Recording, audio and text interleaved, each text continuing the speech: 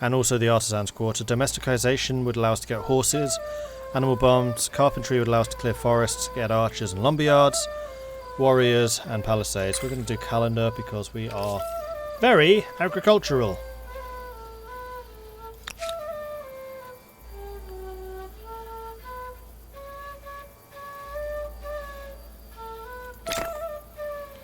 So we'll turn this into a city, which it now is.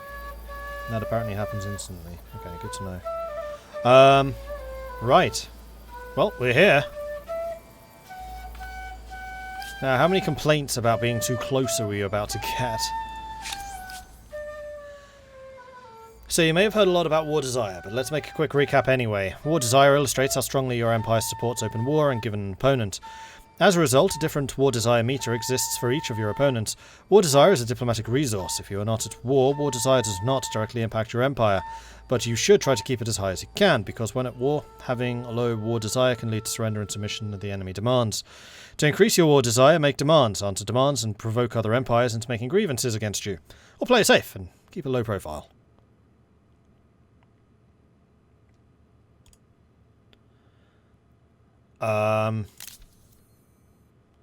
In the Trade tab, you can see the resources your empire has access to.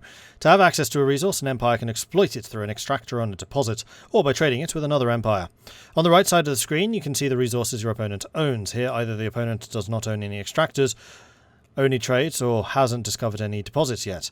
Indeed, trade does not allow you to buy resources from a deposit you haven't discovered on the map. I thought you wanted to talk to me, which is why there was an exclamation mark, but apparently not.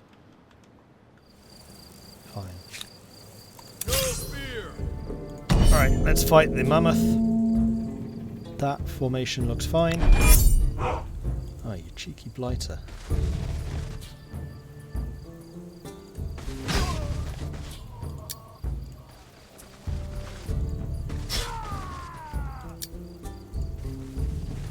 Sorry.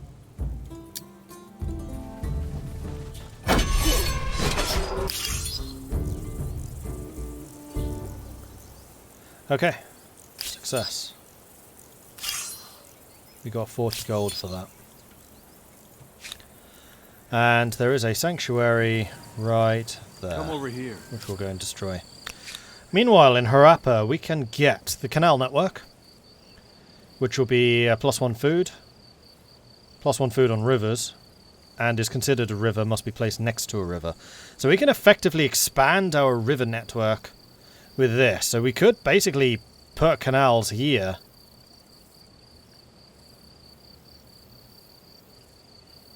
Or we can do a farmer quarter, which is cheaper, or maker's quarter, which allows us to get some industry.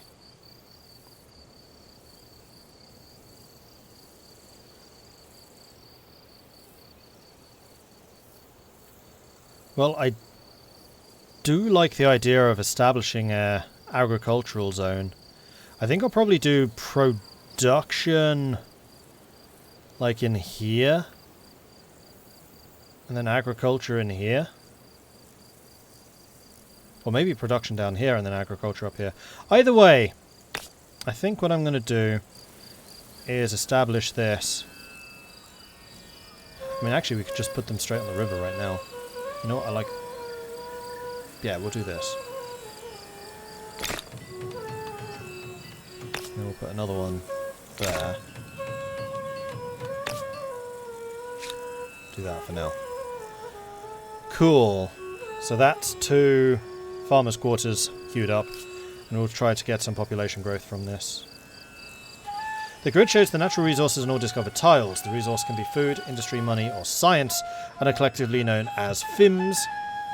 You can play with or without the grid, enabled as you see fit. In case it's needed, it will automatically appear. Information displayed in the grid can be very useful for organising your cities and maximising your production. It is also handy for determining where to found the next city. Now try to find a place where there is a lot of food and industry. I'll turn the sound down just a tiny bit.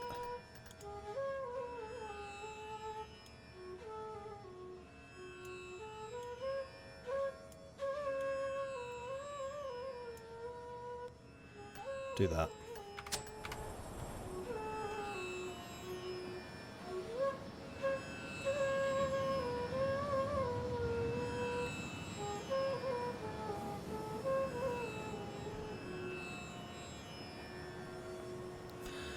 What do you get from killing elephants? You get food and experience. And you'd better not be stealing my sanctuary. That's... No! No! Good. Good. Okay.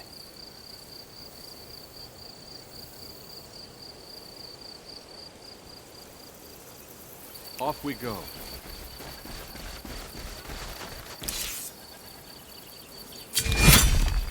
Got 22 gold for that. I think we are going to want to establish another settlement as soon as possible. Or at least start a... Oh, we've actually got a crater down here. Which will get us science. Interesting. But yeah, there's definitely production to be had along here. And then we've got a forest over there. Plus we have the saffron, which we will need to exploit at some point. There is more food over here. There's more food... And actually, no, we probably want to build here. Oh, there's horses too. Yeah, we're going to build an outpost over here. Maybe on that. Or on that. I think probably on here. Because that will get us a little bit more opportunity for production. And then another big floodplains. For even more food. We're going to have huge populations. We're going to need to be relying on specialists. You don't get food from animals, you're not nomadic, you get gold. Okay. So yeah, we are going to establish another settlement right here, I think.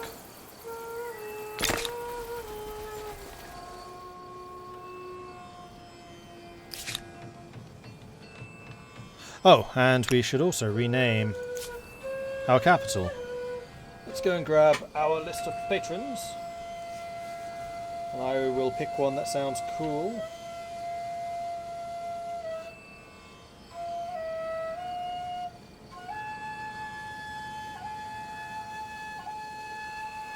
We're going to call this Litoshkin.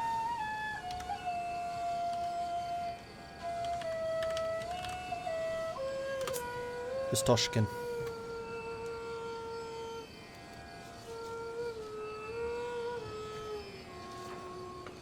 Cool. And then can I rename this one? No, because it's just an outpost. Can I name the army? No. That's fine. And what are these guys? These guys are runners. Okay, so these are actually a unique unit. Generates money when collecting curiosities. So we need to go exploring with these guys. I might actually split them into 2 armies. No, I don't want to disband. Go away. Transfer. Over this way. Next turn. Right, let's try that again. You. You and you.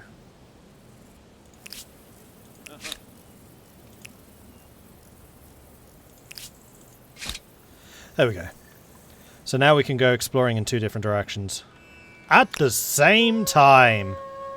We're going to make use of the fact that we have a big tribe.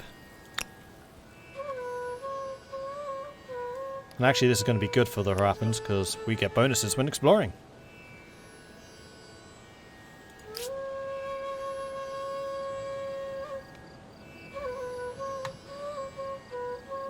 And yeah, I know you can split. I just couldn't because we had no movement. I do like the visuals of this game. Yeah, they've done a great job. And I really like the way the cities will actually feel like they're expanding outwards. Rather than Civ cities which kind of build upwards. Except I guess not for Civ 6, but Civ 5 and previous. They just got taller. Well, in this they will actually expand outwards. Don't play the new update for Panzer Corps. The first mission is broken. It crashes when you finish it. Okay.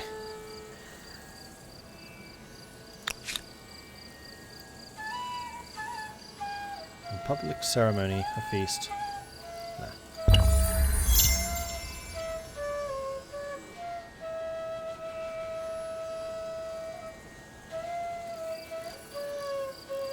Food, plentiful. So I can probably have you working on industry, seeing as the food produced in the main centre is plentiful. And that'll allow us to get the farmers' quarters done that much quicker. Let's go. Again, high populations. Yes, sir. Will do. Huzzah! They're getting a third site already. Yikes. Oh, there's a battle going on here. Who are we fighting?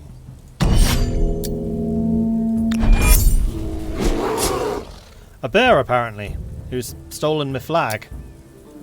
My flag! You can't have it. 20 gold. A matter of diplomacy.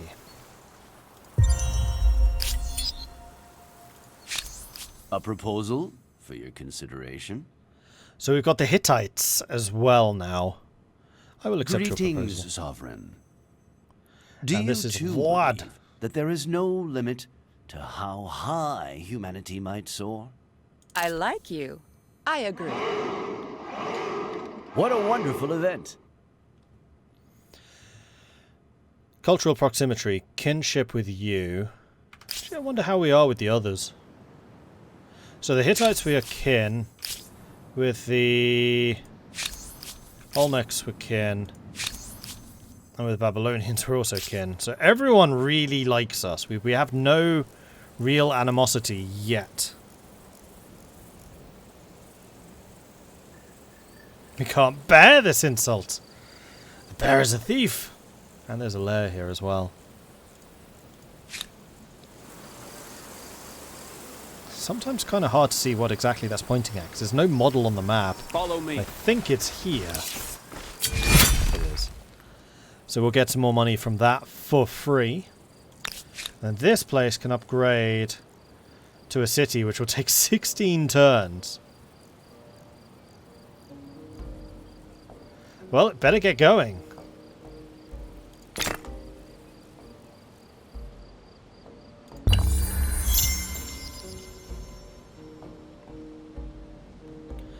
Are these totally fictional races or historical? These are historical.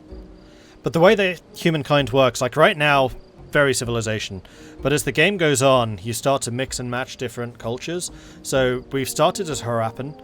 In the ancient era, we could go Greek, or we could go Babylonian, or we could go Assyrian, or something like that. So we would then be Harappan Assyrian, or Harappan Babylonian. So we would have elements of the Harappan culture that we started with, and then elements of the next one. And it works like that on layer and layer and layer and layer. So over time, your nation will get its own kind of unique cultural inflections because of its history.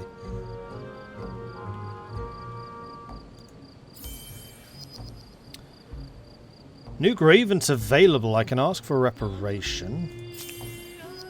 The ransack was successful. What was the grievance? Claim territory that's adjacent to one of my attached territories.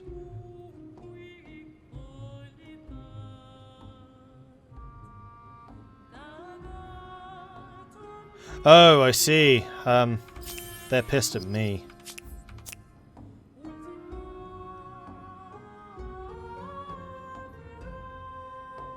No, that's my grievance. Why is their desire for war higher?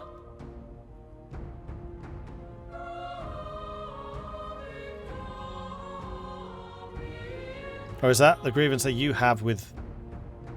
That's a bit confusing.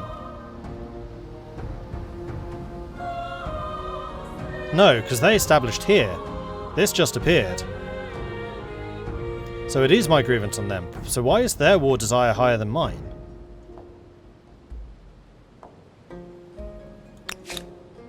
I'm confuzzled. Ugh, I'm blocked. Let's go this way. My God, these guys are getting so big already. Alright, this is a production center and a coastline for me to actually escape from this area.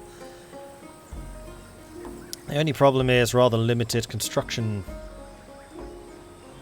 zones. There is a little bit of river down here which we can use. Can we import food? I'm not sure about that.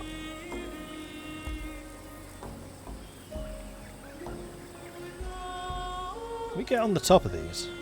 No. You ask too much. I think what I'm probably gonna do is build a settlement here. No,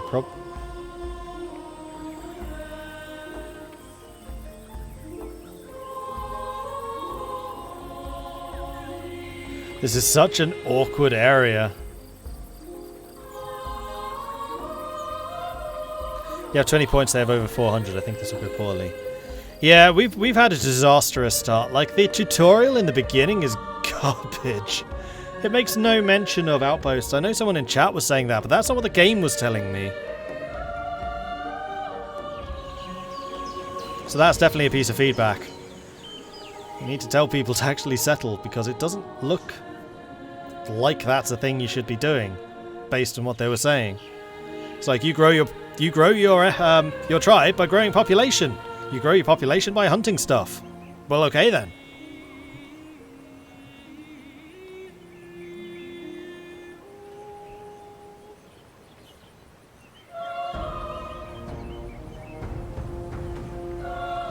I'm going to try and recover it. Where does it actually show score? Oh, there. Yeah, see, there's actually 2 of us in last place. Olmec is one of them. No, it's not. They're third. No, they are. Me and Olmec are both last.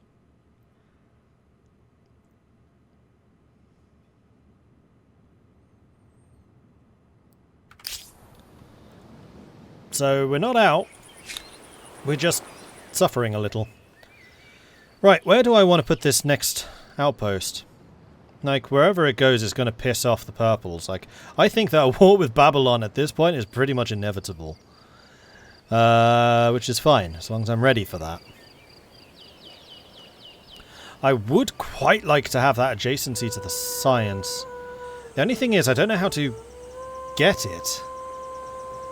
Harbour structure, maybe? Would that be coastal?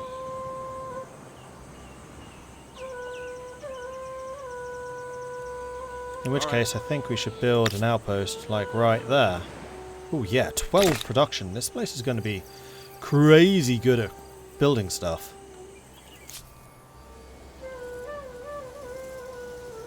Follow me.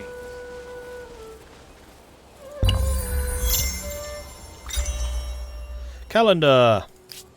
Knowledge is power. Study hard, be evil. Okay, so we can now get irrigation and writing. Irrigation lets us get flood irrigation, which gives us +2 food on rivers, which basically... We've got to get that. We have so many rivers. Our population really is going to be hideously big. Alright, you need to go and build that. Okay.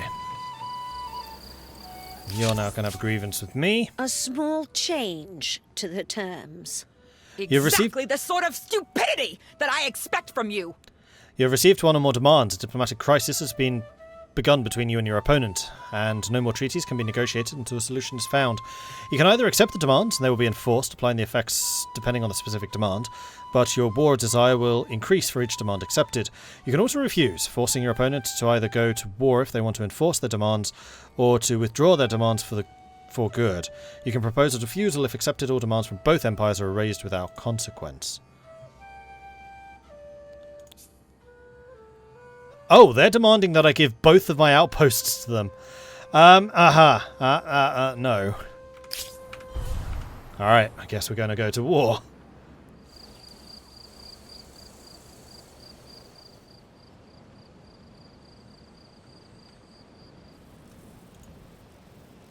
But I'm going to leave that as long as I possibly can.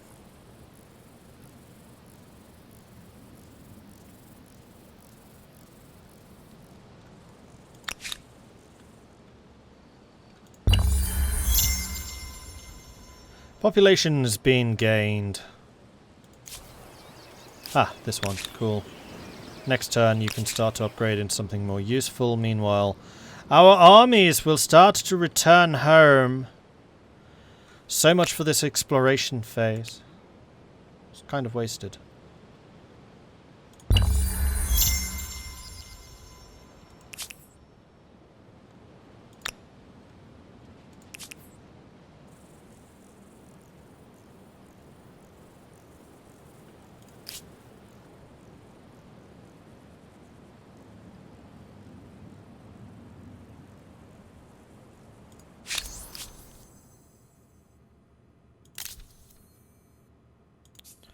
So how long do these stick around for? Is this just giving them more and more war desire? Yeah, it is. You're teasing me, huh? The answer's no.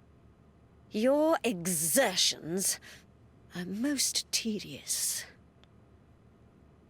Which means war. Okay. So be it! You're at war with another empire. From now until the end of the war, your armies can go inside the opponent's territories and vice versa. You can attack or be attacked in both territories. Isolated districts, harbours and extractors can be ransacked, and of course cities can be besieged, and you can lay siege to others. Your armies are now invading your opponent's lands. You can ransack your opponent's district, not directly linked to a city centre. For example, isolated districts, harbours and extractors. You can also besiege a city at any time by moving your army into the tile directly linked to the city centre on it.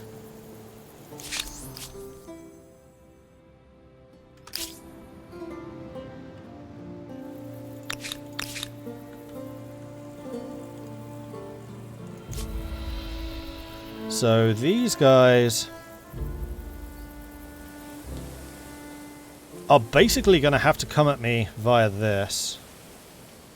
Or via this. Unfortunately the army that's here is injured, but I'm going to go and destroy that encampment. Mites.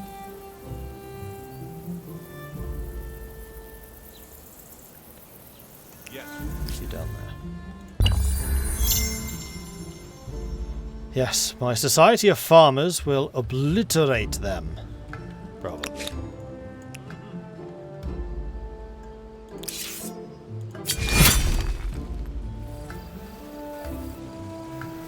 I'll be having that. I'm on it. I'm going to stand up here just so I can see what's going on. So we get a little bit of an early warning.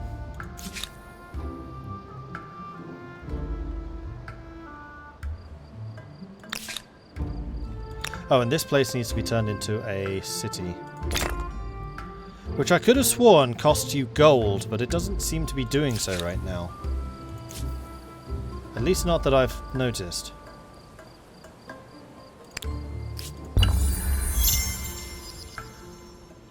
Ransack is successful. Uh-oh. They got bigger sticks than I do.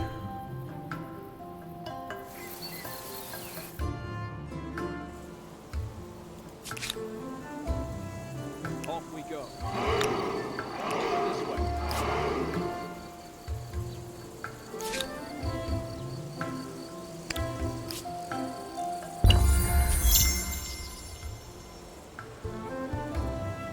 Unknown Empire has become classical. Well, I just hope you love surprises as much as I do. Who do you think you are? So we have a grievance on them. Yeah, I'm already at war with someone. There's no way I'm going to enforce that. An extra star category has appeared, meaning that at least one of your opponents has left your current era. Go to the Empire screen to learn more about the unique type of star. When Empire and the first one to enter a new era, the opponents unlock the Era Star category. This catch-up category will passively grant you Era Stars each turn until you unlock the next era. Era Stars will unlock faster as more Empires reach the next era. Huzzah! Note this Era Star category will be reset and removed when entering the new era. It does not grant any more fame. Okay. So if we get to 10 population, we get the Agrarian Star. Expansionist if we have 5 cities.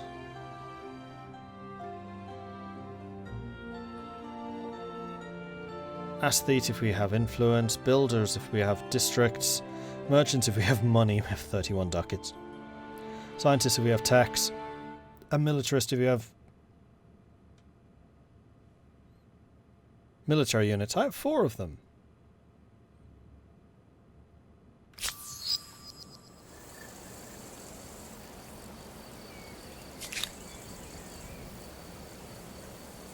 Right. Yes.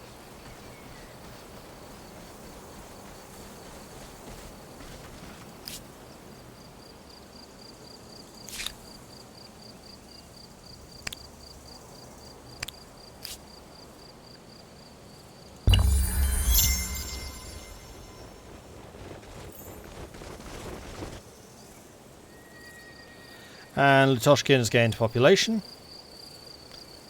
Cool. By what right do we rule? The game context and your actions will sometimes line up and unlock new conditions for a new civic. Civics represent societal matters on which you can position your empire by making a choice between propositions, and thus forging your empire's character and ideology.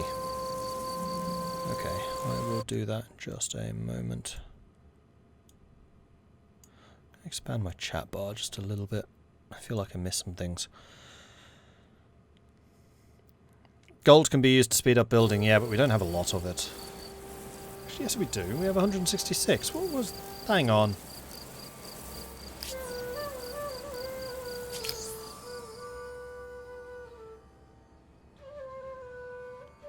Earn 600 money. I guess that doesn't mean find 600 money.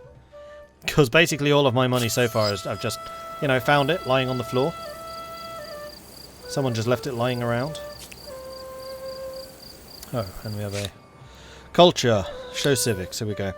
There is at least one civic you can vote on. The civic has been unlocked thanks to the logical context, and you have unlocked enough civics points to be able to vote on it. Remember that voting a civic is almost definitive. Wisely choose the one you want to vote in priority. So we can have legitimacy.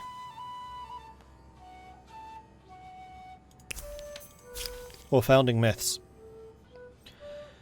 So we can go between both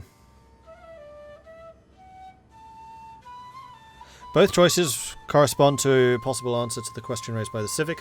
Either choice will modify your ideologies and have gameplay effects on unlocked content.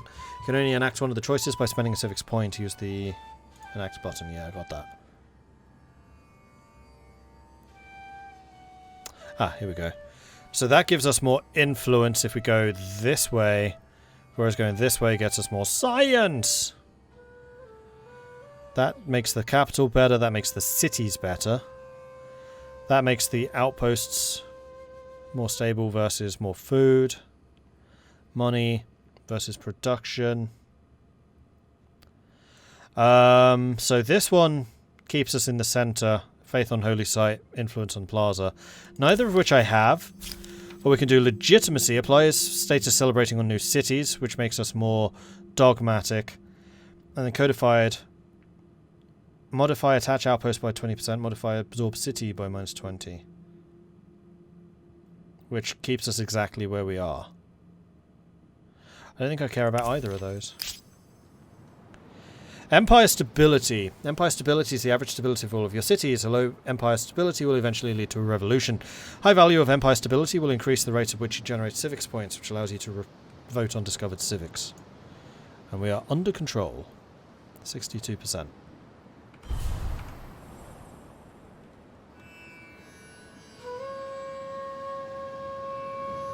Oh look, Civ 7. You have 2 units. Okay, so military unit is actually an army. It's not a unit.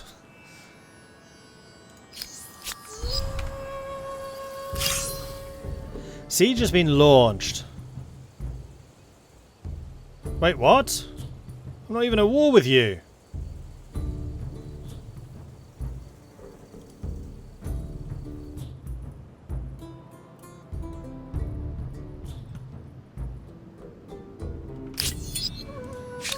Oh, apparently I am. Well, this is over. I'm not even going to bother. Alright, well, I guess we'll try again. That went well. Hey Katie, thanks very much for the 29-month resubscription. Meow.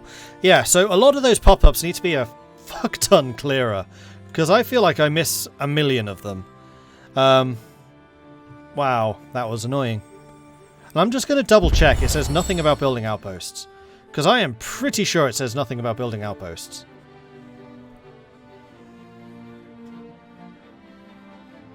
What game is this? Humankind.